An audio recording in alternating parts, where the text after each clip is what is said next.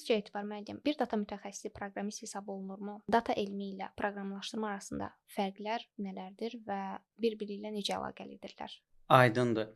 Əslində proqramlaşdırma və data elmi bir-birindən fərqlənən sahələrdir. Bir proqramistin məqsədi hansısa bir əməliyyatları avtomatlaşdırmaqdır. Amma data mütəxəssisinin məqsədi məlumatları analiz eləməkdir. Məlumatlardan faydalı insightlar çıxarmaqdır. Proqramist avtomatlaşdırmanı mütləq kod yazaraq həyata keçirməlidir və onun çox güclü alqoritmik düşüncə tərzi olmalıdır. Alqoritm yazmağın məntiqini çox yaxşı bilməlidir. Amma bir data mütəxəssisi daha çox datadan insight çıxarma bacarıqlarına sahib olmalıdır. Nəinki kodlaşdırma. Kodlaşdırma onun üçün ikinci dərəcəli bir vasitədir ki, onu istifadə edərək məlumatları daha səmərəli analiz edə bilir.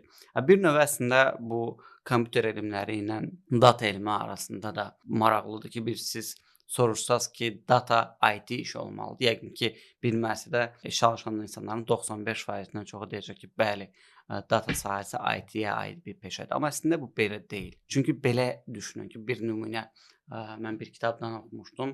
Amerikada Chief Data Officer pozisiyasında çalışmış bir şəxsin kitabında qeyd olunmuşdu bu şey ki, düşünün ki, kitab Bibliyadan nümunə verir ki, Lukasın 1971-ci ayəsində belə bir cümlə keçir ki, İsa peyğəmbər dünyaya gəldi. Charles Augustus bütün dünya əhalisinin qeydət alınmasına bağlı əmr verdi və hər kəs öz doğulduğu şəhərdə qeydət alınmağa başladı.